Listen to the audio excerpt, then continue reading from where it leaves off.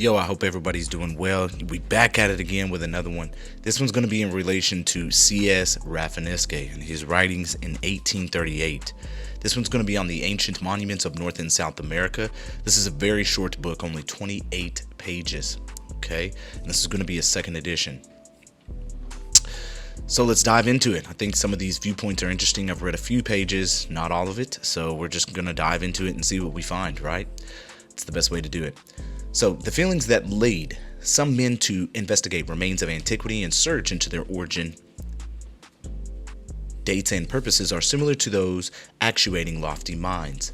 When not satisfied with the surface of things, they inquire into the source and origin of everything accessible to human kin and scrutinize or analyze every tangible object. Such feelings lead us to trace events and principles, to ascend rivers to their sources, to climb the rugged sides of mountains and to reach their lofty summits, to plow the waves and to dive into the sea, or even soar into the air, to scan and measure the heavenly bodies, and at last to lift our eyes and souls to the Supreme Being, the source of all.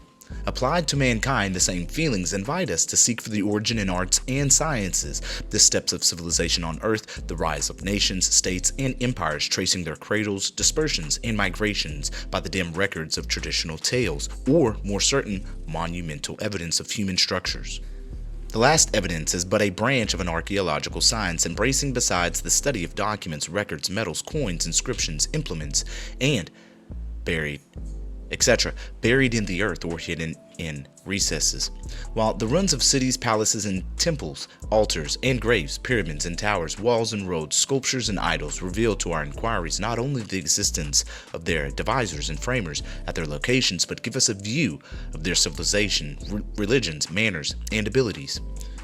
If the annals of the Greeks and Romans had been lost, as have been those of Egypt or Assyria and many other early empires, we should still have in their ruins and monuments of Italy and Greece complete evidence of their existence of those nations, their location, power, and skill, nay, even to the extent of their dominion by their colonial monuments scattered from Syria to Spain, from Libya to Britain.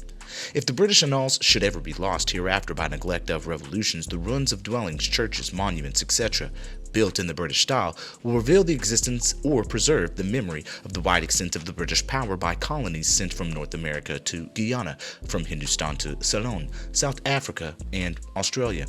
And thus, it is in both Americas where many nations and empires have dwelt and passed away, risen and fallen by turns, leaving few or no records, except the traces of their existence in widely spread colonies by the ruins of their cities and monuments, standing yet as silent witnesses of past dominion and great power. It is only of late that they have begun to deserve the attention of learned men and historians. What had been stated by Ulloa, Humboldt, Juarez, Del Rio, etc., of some of them, chiefly found in the Spanish part of America, as well as the scattered accounts of many fragments found in North America from the lakes of Canada to Louisiana, although confined to a few places or widely remote localities, have begun to excite the curiosity of all inquiring men, and are soon likely to deserve as much interest as the famed ruins of Palmyra and Thebes, Babylon, and Persepolis. When the future historians of America shall make known the wonderful and astonishing results that they have suggested or will soon unfold, particularly when accurately surveyed and explored, drawn, and engraved, instead of being hidden and veiled or hardly noticed by the detractors of the Americans, the false historians of the school of DePauw and Robertson, who have perverted or omitted the most striking features of American history. The most erroneous conceptions prevail as yet concerning them, and the most rude or absurd ideas are entertained in our country of their objects and nature, as in modern Greece. Every ruin is now a paleocastro, or old castle for the vulgar peasant or herdsman. Thus all of our ruins of the West are Indian forts for the settlers of the western states, and every traveler gazing at random at a few exclaims that nothing is known about them, nor their builders. The more refined writers can be very sentimental on their veiled origin, but scarcely anyone takes the trouble to compare them with the others elsewhere, in or out of America, which would be, however, the only means to attain the object they seem desirous of, or to unravel their historical riddle. Now, some historians or writers speak of them as if they were only a few mounds and graves, scarcely worthy of notice, yet they are such mounds as are found in the Trojan plains, sung by Homer, dating at least 3,000 years ago, and even by many deemed earlier than the Trojan War, and still existing to this day to baffle our inquiries, while similar monuments existing by thousands in the plains of Scythia and Tartary, Persia and Arabia, as well as the forests and prairies of North America, evince a striking connection of purpose and skill by remote ancient nations of both hemispheres. But our monuments do not merely consist in such mounds or tumuli, since we find, besides in North America, ruins of cities, some of which were walled with earth or even stones, real forts or citadels, temples and altars of all shapes, but chiefly circular, square, or polygonal, some elliptical, hexagonal, octagonal, etc., quite regularly pointing to the cardinal points. We have also traces of buildings, foundations, roads, avenues, causeways, canals, bridges, domes, or racecourses, pillars and pyramids, wells, pits, arenas, etc. And of these, not a few, but hundreds of them, many of which are unsurveyed and undescribed as yet. These, it must be recollected, are all north of Mexico, or the region of the more perfect monuments of Mexico and Central America, although often in the same style. These, it must be recollected, are all north of Mexico, or the region of the more perfect monuments of Mexican and Central America, although often in the same style. There, as in South America, structures are met of the most elaborate workmanship of cut and carved stone, with hard cement, vaulted arches, fine sculptures, and even inscriptions. These materials of our northern monuments are often rendered chiefly of earth, clay, gravel, small stones, or even shells near the seashores, sometimes of pizze, or beaten and rammed clay, as in Peru, unbaked bricks, and rough stones. These facts may confirm the Mexican tradition stating that the nations of Anahuac, which is now Mexico, once dwelt further north, in our fruitful western plains, where wood abounded and stones were scarce, wherefore they built their cities and temples of wood, raising altars, platforms, walls, and entrenchments of earth or clay. The dreams and false hypotheses upon America have amused the learned for ages.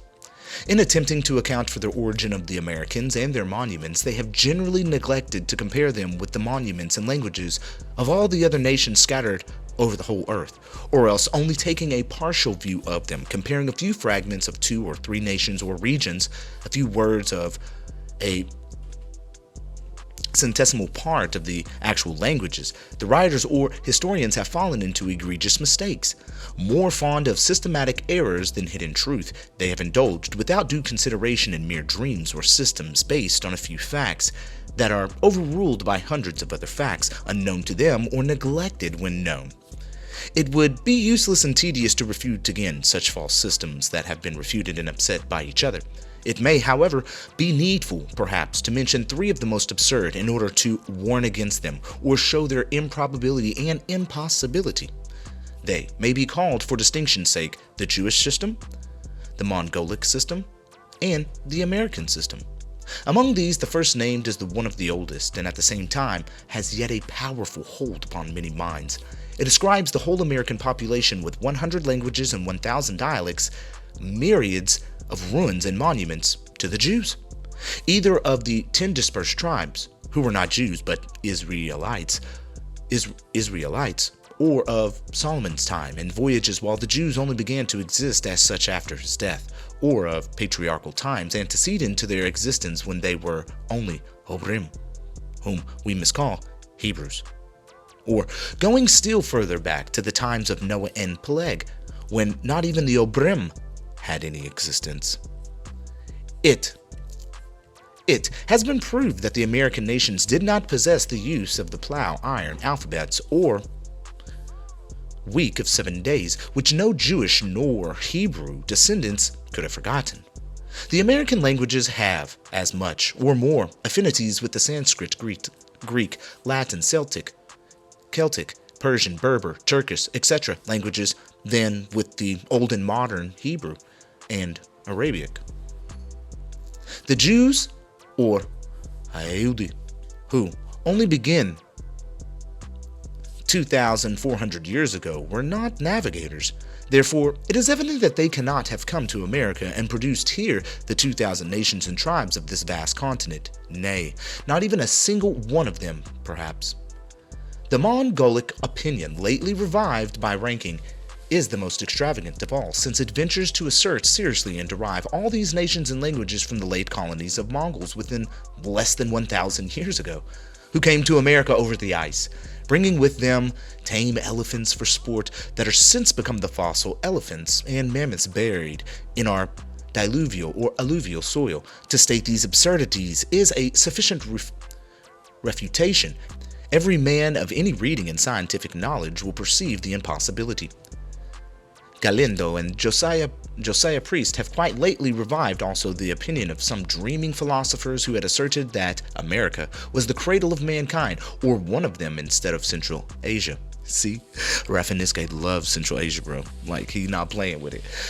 Galindo allows, however, the Caucasian race of men to be distinct, but he says, the human race of American I must assert to be the most ancient on the globe, unquote. Galindo allows, however, the Caucasian race of men to be distinct, but he says, quote, the human races or race of America I must assert to be the most ancient on the globe, unquote. There's a asterisk here and it says the letter to Colonel Withrop in 2D volume Archaeological America. So America, apparently he wrote this to him. He goes on to state that to the primeval civilization of America must be assigned a great and indefinite antiquity, leaving, however, no palpable monuments, but sending colonies to civilized China and Japan. Is not this preposterous? I don't find it preposterous, Rafinesque, but alright, let's go. Where are the proofs, either from traditions, languages, monuments, or other sources? Meantime, Josiah Priest, in his compilation on American antiquities, has boldly asserted that Noah's Ark rested in America, whereabout, and that he had 3 sons, one white, one red, and one black. What was the color of their wives? From whom are descended the 3 races of mankind, who colonized the whole earth, leaving, however, neither white nor black in America? What is Rafinesque on? The glaring incongruity of these bold assertions, or of the indefinite origin of Galindo, are equally palpable. But nevertheless, it is not improbable that they will find now and hereafter other advocates, since the absurd Jewish origin of all the Americas has still many believers, and even ranking has perhaps some supporters. To admit that America was the only cradle of mankind is based on no evidence whatever, either historical or philological or monumental, while on the contrary, all the monuments and records of the eastern continent trace to this cradle of Central Asia. To suppose that the America was one of the human cradles is certainly worthy of inquiry. You're going back and forth, bro. Be on board or not. But such a cradle must be sought for and located somewhere, and neither the volcanic regions nor swampy plains of South America nor the frigid wilds of North America appear calculated to offer it. Why you say that? If we understand, you see what he's going at now. He's saying, well, they didn't live in the anywhere near the volcanic mountains. Bro, remember this 1836. If you're looking at the numerology, that would be 1 and 8 is 9, and then you got a 3, 6. Rafinesque be writing some good stuff every now and then, but I'm seeing this misunderstanding here. It's a little confusing to me, but I still love all opinions, so I want to hear what he has to say. Okay, so located somewhere in neither the volcanic mountains, even though we're going through Brasileirberg and everything they talking about is about volcanoes, bro, nor the frigid wilds of North America appear calculated to offer it. Okay, buddy. Others have been thought of in Africa and Australia, but seldom in the spirit of seeking truth, rather in that of supporting some favorite doctrine. Such speculations ought at least to be based on better foundations than mere assertions. Evident philological proofs are required before they can be listened to, and no total and complete diversity of mankind in every aspect has been found anywhere to support the theory of a plurality of human species and cradles. Europe and Africa have been repeatedly invaded by migrations from Asia, In America, such migrations can be traced north and east by the Atlantic Ocean, or northwest from Bering Strait, while we have not the faintest indications of invasions of Asia from America.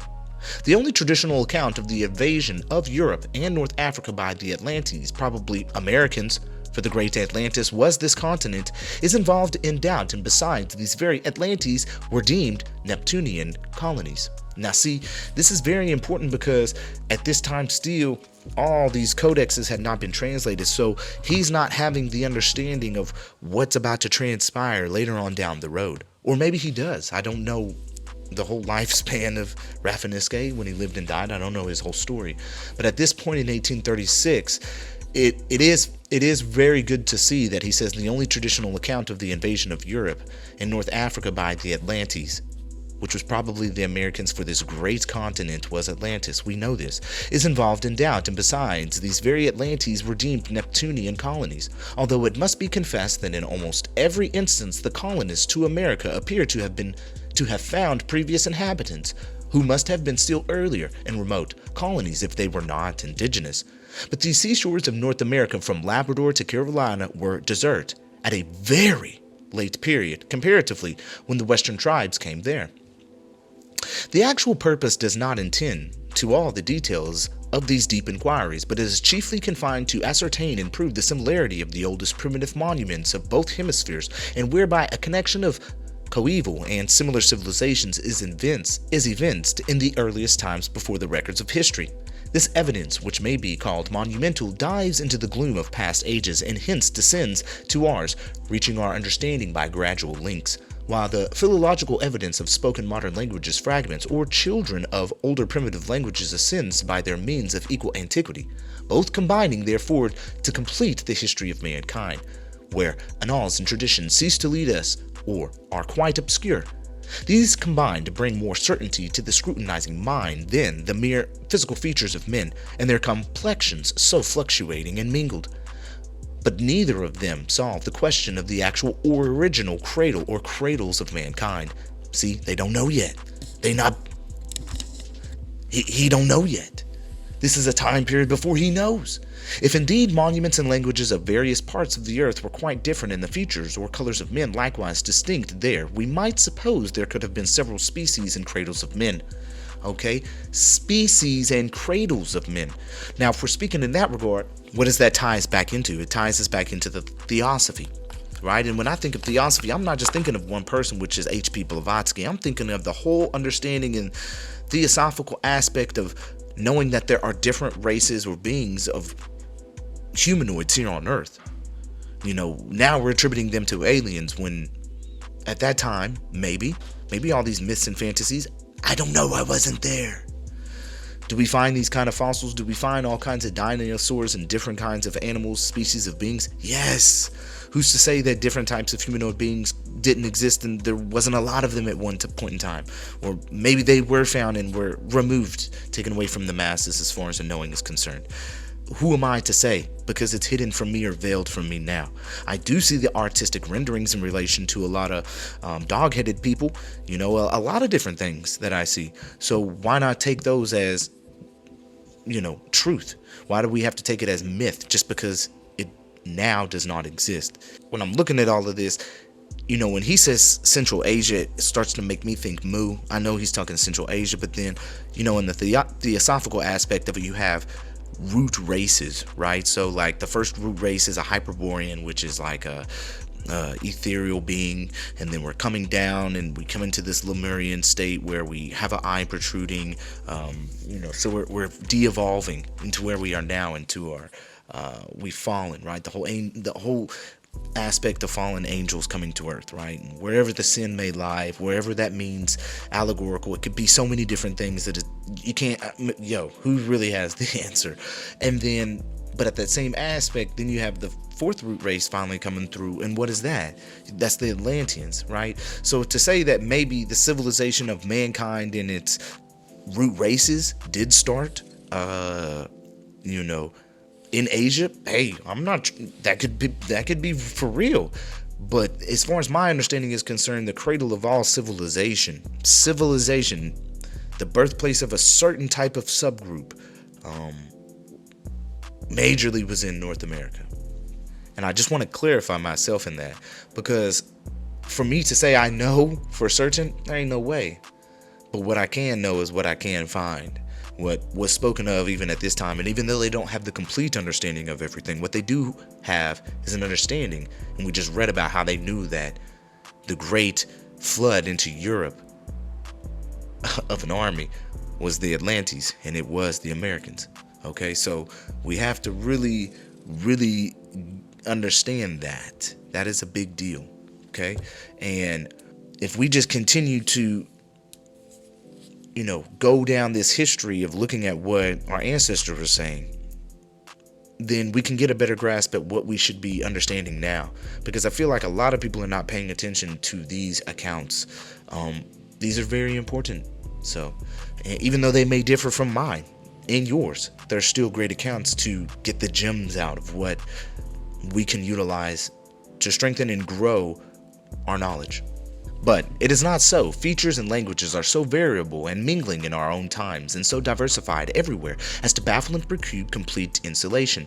Monuments are also after all so much alike in many remote parts, that, although divisible into styles of various ages and stages of improvement, they do evince a great similarity in coeval ages or stages of civilization. To prove this great fact and the important results might be the subject of a large work, and we have heard that Mr. Warden has been engaged in Paris in something of this kind. His work has not yet reached us, but whenever it will be completed, it shall be only one step towards the elucidation of this deep theme. Many facts are yearly evolved in America. New research is undertaken and discoveries made while in Africa, Libya, Arabia, Persia, India, and even the oceanic world of Australia and Polynesia. Similar discoveries are progressing and new facts made known that will unfold many new and unexpected analogies with American antiquities. Of the early monuments of China, Tartary, and Tibet, we know little or nothing. What? And in the very heart of Asia, the real cradle of arts and sciences, from what Rafinesque thinks, is not, if not mankind itself. See, he says, if not mankind itself, our learned travelers have not yet penetrated. The most interesting region of the globe is thus almost unknown to us. This subject is therefore in a progressive state of inquiries, and future ages will yet add thereto, although a number of ruins and monuments crumble and disappear under the plow or the leveling energy of men. Little respecting these structures of antiquity, enough of an unexplored sites will be discovered and surveyed. Some of our rudest monuments appear indestructible. The lofty mounds of earth have withstood, like heavy pyramids of Egypt, the lapse of countless ages. Some even appear now covered with a dress of new soil, or even diluvial coat, as if they were antediluvian. Meantime, we may endeavor to collect and compare the facts already known and deduce therefrom some useful instruction to satisfy curiosity or gratify the greedy wish to ascend the origin of everything and of mankind above all.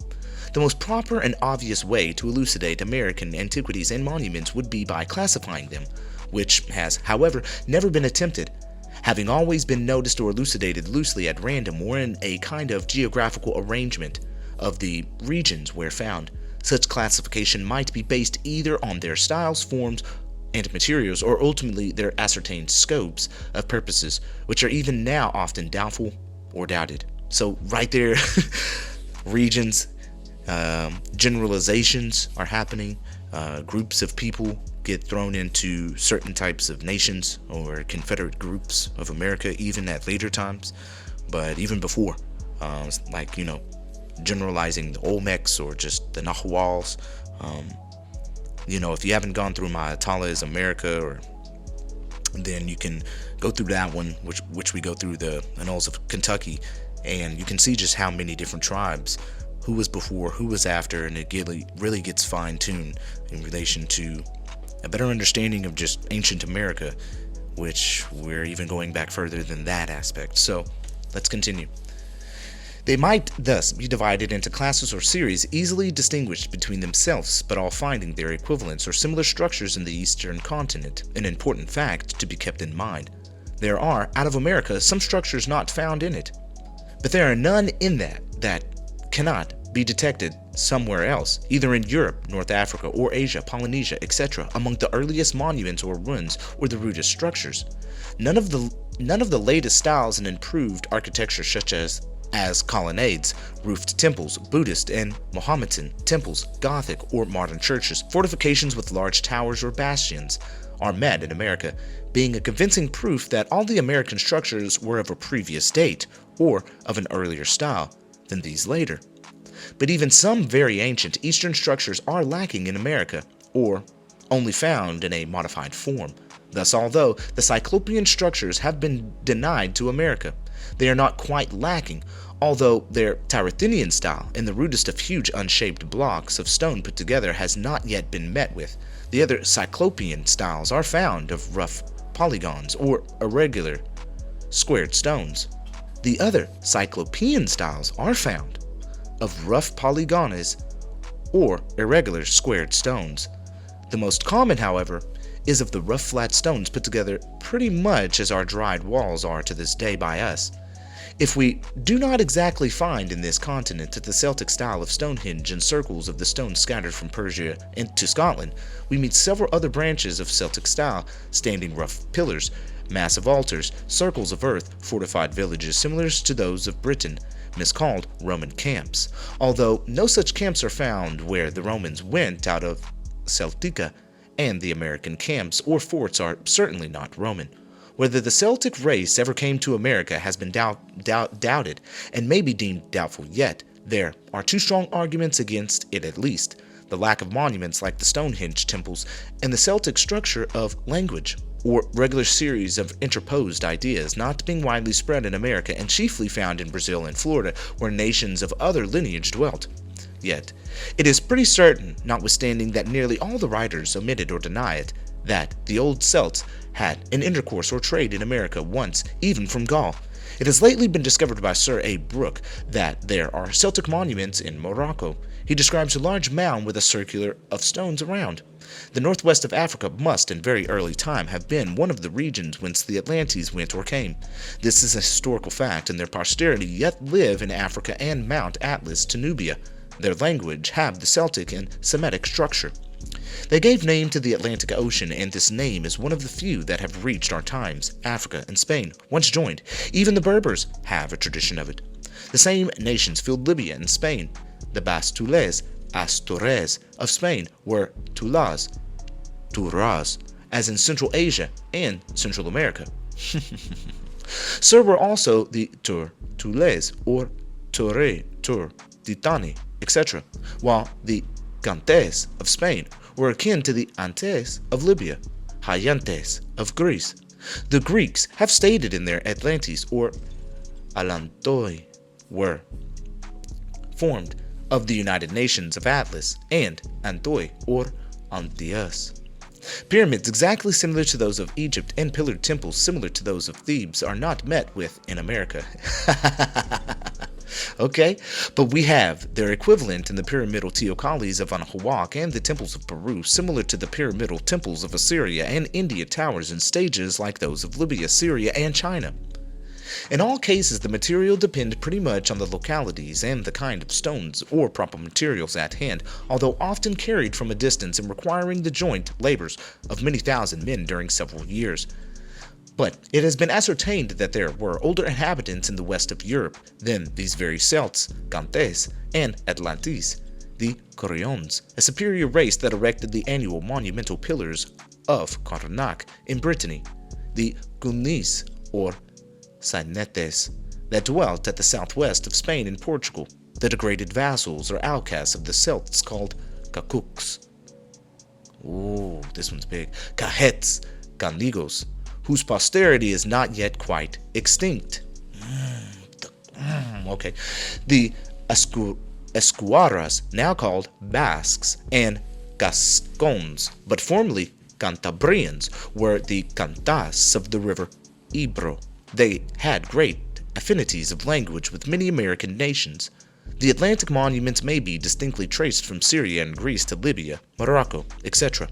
Immense mounds have been found as far south as the river Nun. Of these Atlantes, their countries, deeds of yore, etc., much has been written and much more remains to be elucidated. They can be traced eastwards as far as the very center of Asia, once called Turan, through Scythia in the north and Persia in the south, to the utmost verge of Africa and Europe westwards, next to the famed island Atlantis, or rather Mega Atlantis, which was America, the smaller Atlantis, seated midway between the two continents, has been supposed to have sunk when the volcanoes of the Azores, Canaries, and other African islands did explore. Man, bring them volcanoes all over here, bro. The American nations connected with these were widely scattered in America, and chiefly wherever the earliest monuments were spread, even as far as Chile to the south, and Guyana to the east under the names of the Atures or Atules, and northwards as far as Ohio and Illinois. Boom, boom, bang, bang. It is easy to trace, and you already know what Ohio and the Illinois was. It was Tlapalan. And if we talking about, what we talking about up here, what they just go? Turan. It is easy to trace surprising analogies of languages between the early languages of South Europe and North Africa with the Chileans, Peruvians, Muiscas, Haitians, Tulans, or Toltecans, etc., and many other preeminent nations of this continent. By the useful process of generalization, we may collect the following important results concerning our monuments. 1. They are scattered all over America from latitude 45° north to 45° south of the equator, thus occupying 90° of the latitude, which is nowhere else the case.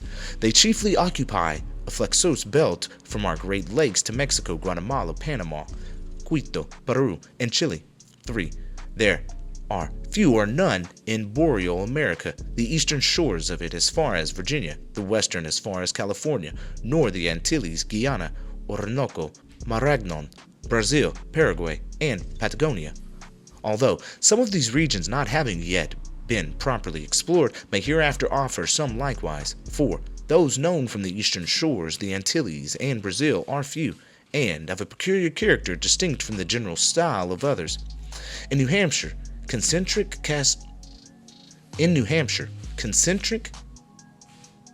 castromations have been found as in Peru, but not of stone, nor shaped like stars. In Massachusetts, inscribed rocks are met with. Those of the Pennsylvania east of the mountains are rude and small, and such they are as far as Virginia and Carolina. In the Antilles, or West Indies, they are chiefly caves, temples, and tombs. In Brazil, we know of but few, but they are of stone in peculiar style. 5. Therefore, the main monuments and structures occupy only one half of America, or even less. They are mostly thickly scattered in the fertile regions near rivers from Ohio to Florida, from Missouri to Texas, from Sonora to Honduras, from Bogota to Chile, etc., being often on high grounds and mountains, tablelands and valleys, seldom in the low plains. You wonder why, huh? Was there still a whole bunch of water flowing? Such are the most interesting by number and extensive spreading locations. Yet, there are among them various ages and styles. The Floridian, or North American, the Mexican, or Anahuac, the Guatemalan, or Tulan, the Peruvian, or Inca series, are all somewhat different, mingled with others of earlier or various ages. In Peru, the Pucaras, or oldest fortified cities in a stellate form, are of the earliest ages. The ruins of Tiahuanaco, with sculptures of a remote period, the ruins of Chimu, and another style yet, all different from the style of the Incas. In Central America, the cave temples, the fortified cities and palaces, and the teocallis, or pyramids and towers, offer as many eras and styles. In North America, we have also at least 3 great eras and styles of monuments. The first, or most rude, somewhat similar to that of the Antilles, excavations, small houses, etc. And this, although so rude, is found to have lasted till very lately, as our log house style is lasting with us along with large stone buildings. A primitive style using earth and wood or rough stones for large and fine structures, temples, etc. The most refined employing cut stones and ornaments, etc., rare in the north, but becoming more common towards Mexico. We may assert in ultimate result that America had no monuments of Grecian or Roman structures except such as belonged to primitive Italy and Greece, ascribed to their ancestors as a different race, the pelagic curetes, giantes, taulantes, Heones, and other similar old tribes or nations long previous to Roman power and Grecian refinement, above all, no colonnades or no baked bricks. None of our monuments were like the best Celtic structures, but rather similar to the earliest or rooted Celtic style, if not perhaps previous, such as standing or rocking stones, rough pillars and pilasters, tumuli and mounds, circular and angular areas and temples. None were like the Egyptian temples and pyramids, our American pyramids being rather in stages, as in Ethiopia, Assyria, India, etc., or in huge platforms bearing temples and palaces, as in Baalbek, and Persepolis, but no means so ornamented, nor with such huge stones. None were like the Tarantinian or Titanic style, but rather a modification of it. None like the slender pillars and round towers of India, Persia, Ireland. None like the modern structure of the Christians, Mahometans, Buddhists, Chinese, etc. No Gothic or Arabic style, nor domes were found. The inference cannot trace any of these religions to America by their peculiar structures, while, on the other side, we can assert and prove that the American monuments were more or less alike too. The oldest monuments, square and circular platforms of all shapes and sizes, some as large as hills, or even natural hills cut to shapes for altars to support of temples and staged pyramids, etc., as are found from Celtica and Ireland to France, Spain, Italy, Greece, Russia, etc., from Morocco to Senegal, Libya, and Abyssinia in Asia, from Anatolia and the Trojan Plain to Syria and Arabia, Persia, Media, around the Caspian, and even in India, Tartary, and China. Also the Moires of Polynesia, all of which were the primitive altars of early men, or their imitation in later times as in China, or like the cave temples scattered also from Ireland to India, found in Greece, Syria, Egypt, and Persia, etc., sometimes like the excavated cities of the troglodyte nations, found in Sicily, Crete, Cyprus, Syria, Arabia, Kabul, at Bamiyan, etc. Now, that one's kind of crazy because what is a troglodyte? Now, just so you know, this is a real deal. Like, they be talking about this. This is what a troglodyte would be, a cave dweller. And they say they found. This was common knowledge back then. So he mentioned all the places where they've already been found. Okay? Let's do it again. Let's see what he says it again. Where does he say it again? Where's the troglodytes? Or, like the cave temples scattered also from Ireland to India, found in Greece, Syria, Egypt, Persia, etc., sometimes like the excavated cities of the troglodyte nations. Here he says it, found in Sicily, Crete, Cyprus, Syria, Arabia, Kabul, at Bamiyan, etc.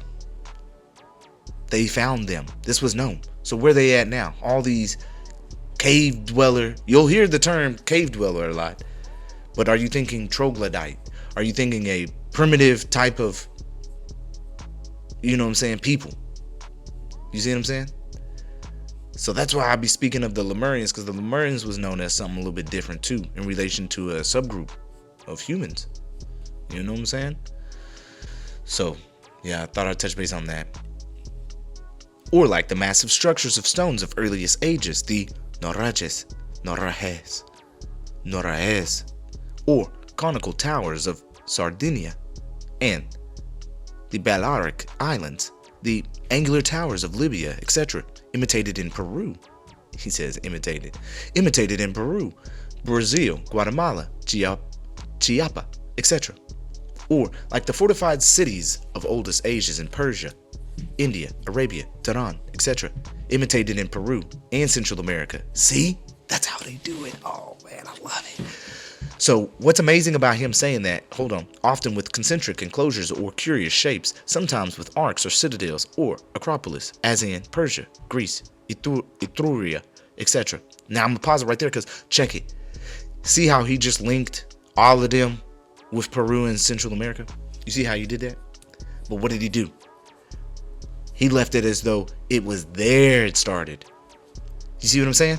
He's not having it in the reverse aspect. That, I mean, it's already known that the Mayans set up all of Angkor Wat. That's known. That's in the mainstream. You got professors coming out doing that. That's mainstream knowledge. There's an old school talk about, I forget his name.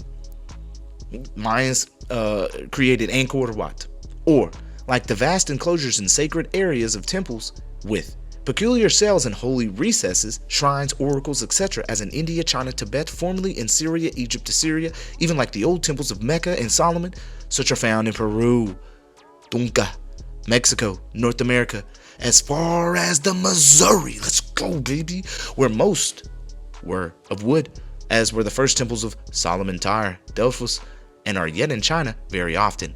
Okay, for example, right, this was a hieroglyphical sculpture. Okay, these are hieroglyphical sculpture. Okay, look at what's going on. You can see they're conveying some type of message here by what they are implying. We have elephants, clearly, the tail up, curved. We have Ouroboros, right? We have the snake, open mouth. We got some symbols. We can see there was some kind of hieroglyphic communication occurring.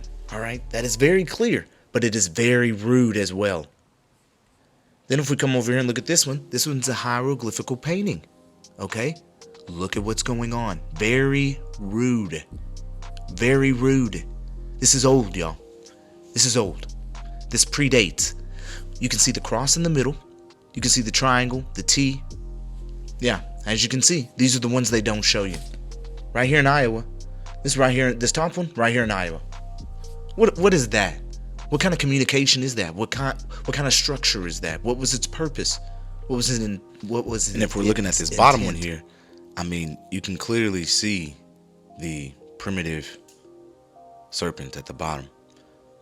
Mouth open, egg inside. Whatever that is that it's eating, it's clear to see.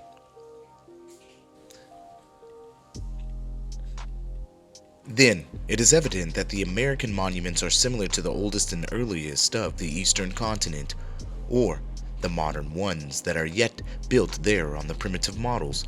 We have some late instances of it even in Europe, when the huge mound of Waterloo was erected after the battle of that name. Grecian buildings are often built now in Europe and America. The Gothic style has traveled from Arabia to Europe and is not yet quite out of use. The national altars of the Celestial Empire at Peking in China are yet exactly similar to those of earliest times and found in America. Architecture and the various styles it is employed for monuments, temples, cities, etc. have undergone several changes and improvements, from the rude imitations of a tent or cottage or hills to that of pyramids, towers, pillars, colonnades, caves, noranges, teocallis, etc. From a regular enclosure to square, circular, octagon forms, from heaps of earth forming ditches, canals, to regular walled excavations. Styles of buildings are fluctuating with the nations and times, taste, and religion. Some are occasionally revived or improved, yet they have a certain duration, location, or age and origin somewhere else. Nevertheless, they may happen to be blended by the same people. Our own modern civilization admits yet of the tents and camps, the log house, the shed, the hut, the cottage, the houses of wood, brick, or stone, palaces and temples, theaters, capitals, and Negro huts.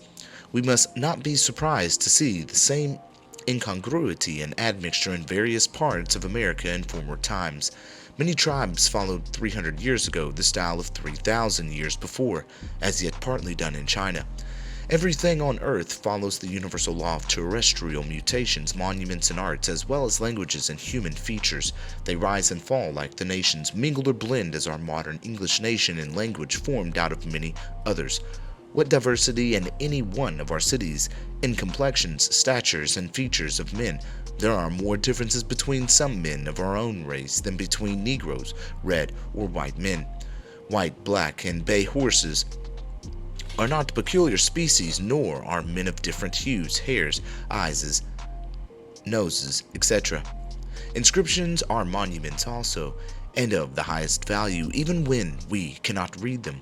Some of these will be hereafter, since those of Egypt so long deemed inexplicable have at last found interpreters.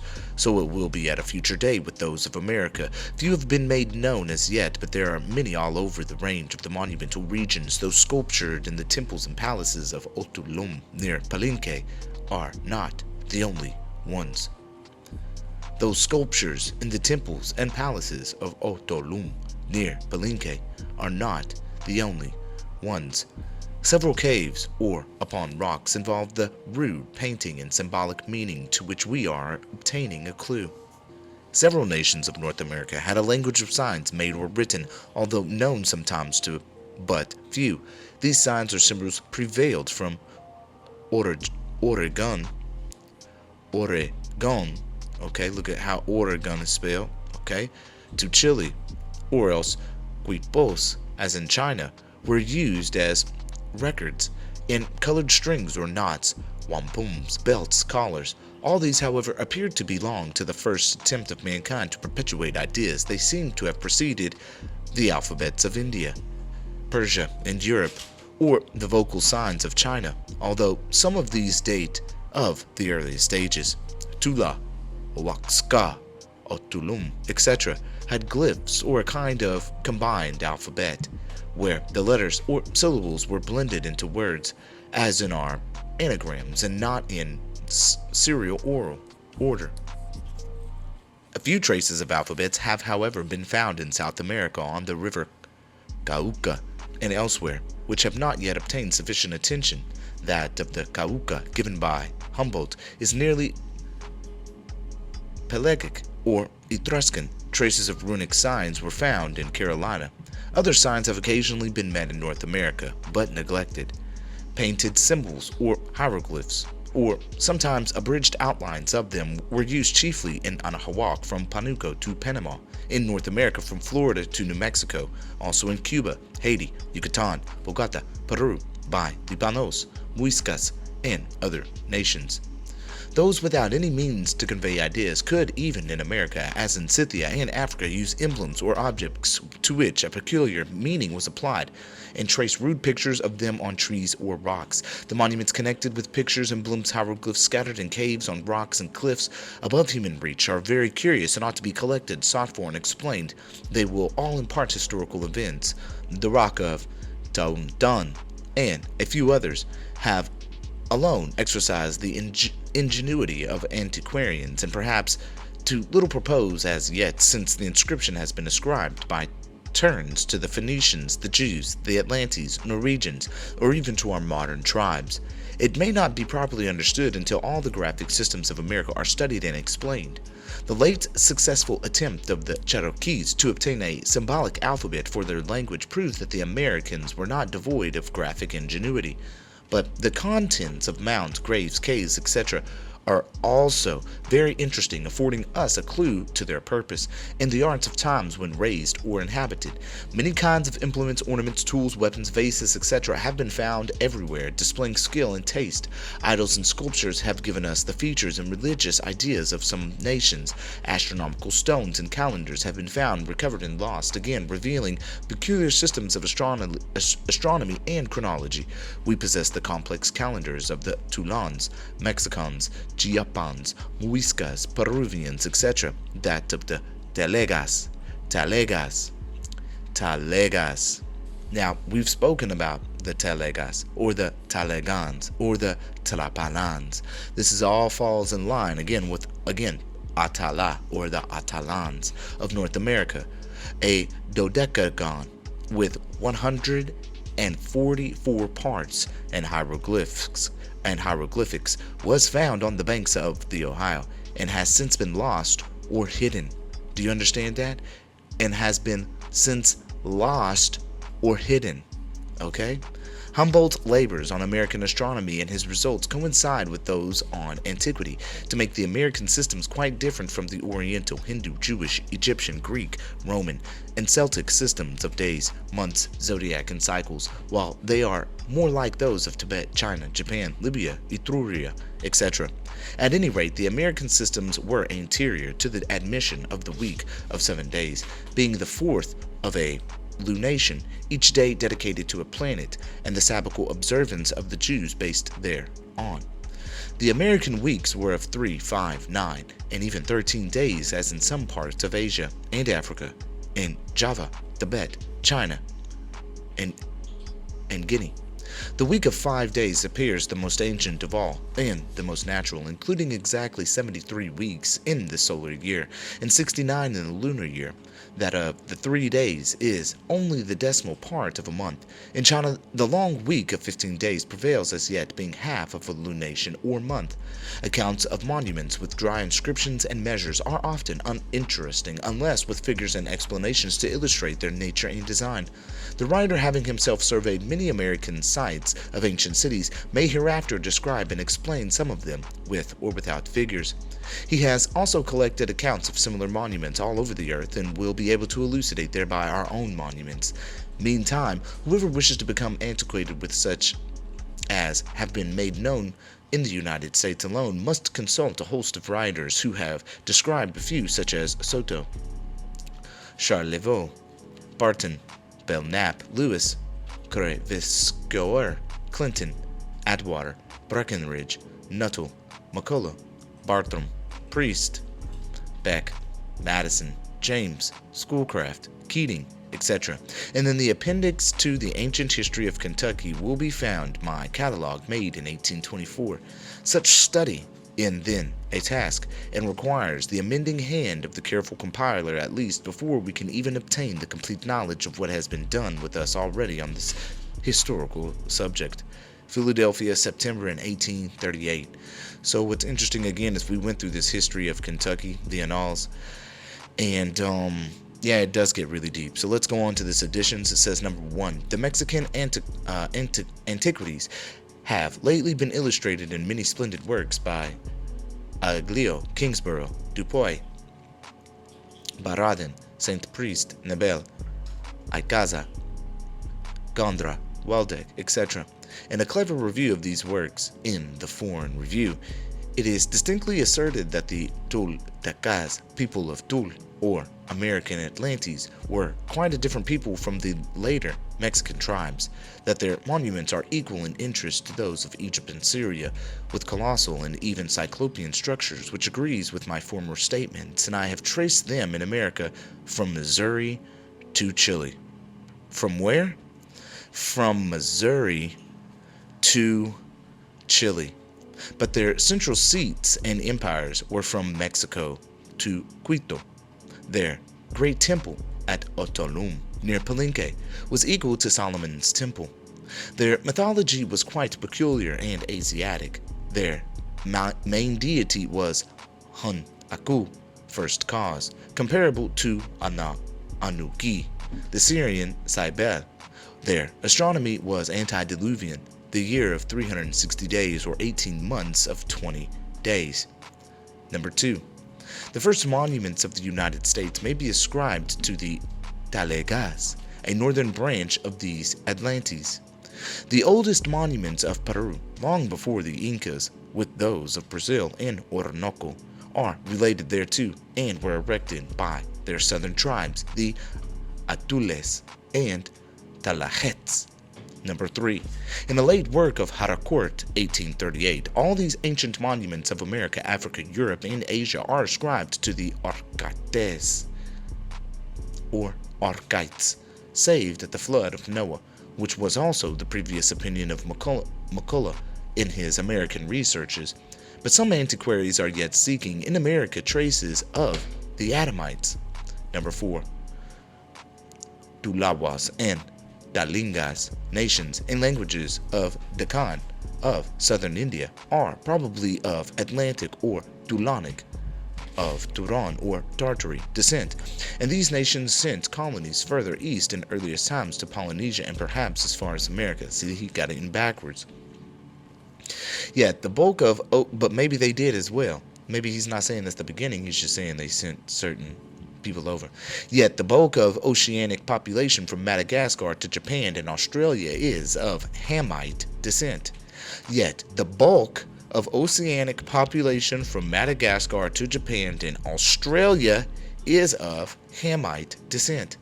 by the regular structure of all the languages, while this seldom happens in America, as in China and Tartary. 5. The late attempts of tracing analogies of origin and descent between the Chinese and Polynesian nations are quite vain. The Chinese nations are evidently Asiatic and primitive, akin to the Tartars and Turks, the modern Turans.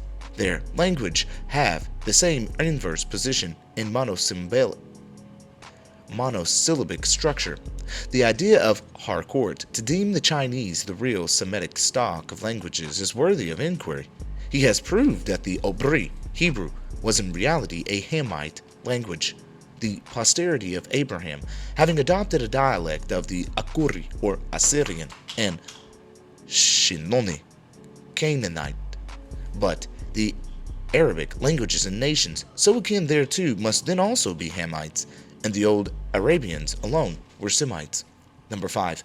Meantime, the Turanic or Japhetic nations and languages, meaning widely spread is our Japhet, should be the real Turans and Atlantes, including the Medians, Caucasians, Hindus, Pelagians, Thracians, Slavonians, Goths, and nearly 2/3 of the American nations, the most civilized and powerful of them. But it appears to me that the Celts and the Cantabrians were like the Etruscans and Phoenicians of Hamite origin. It is strange that all the brown or black nations of Africa, Asia, and Oceania are also of similar descent.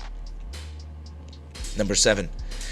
In my work on the ancient American nations may be seen which were the oldest or earliest in America and to which other nations elsewhere they are most intimately connected. I have proved that the two great nations of America, the Arawak, including the Haitians and tribes of Florida to Patagonia, with the Saque or old Chileans, have branches from Chile to Brazil, were certainly very akin in language with the ancient Greeks and Italians and Spaniards, or rather their ancestors, the Pelagic, Oscan, and Cantabrian nations. Number 8.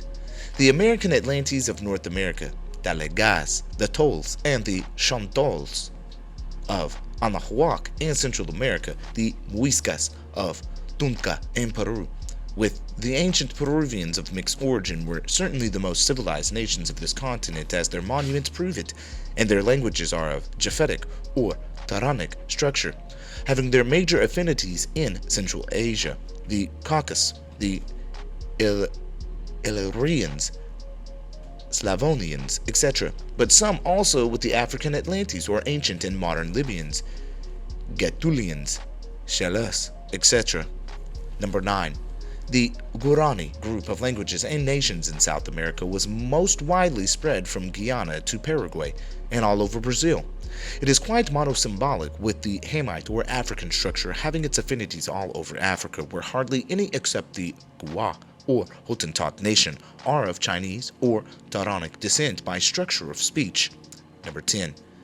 In North America, 4 widely different stocks of nations had the Hamite structure. The Floridian, including Choctaws, the Wakons or Missourians, the Ongwes or Iroquois, and the Uskimas or Eskimos, spread across the whole or boreal America. This last stock is evidently akin to the northern Asiatic Hamites, such as the Finns, Slavs, Chulis, Ostiaks, etc. The Wakons and Ongwes appear also Asiatic, akin to the Tongus and the other northern Tartars. But the Choctaws, with the Natchez, Seminoles, and akin tribes appear of Eastern descent, and find their parents in North Africa. 11.